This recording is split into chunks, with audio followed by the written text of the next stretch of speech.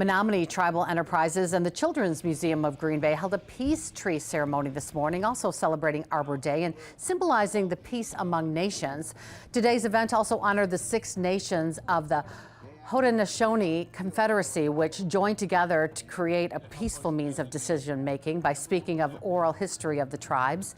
Attendees were then given an arrowhead to plant in the ground, representing the nation's willingness to get rid of their weapons and make peace.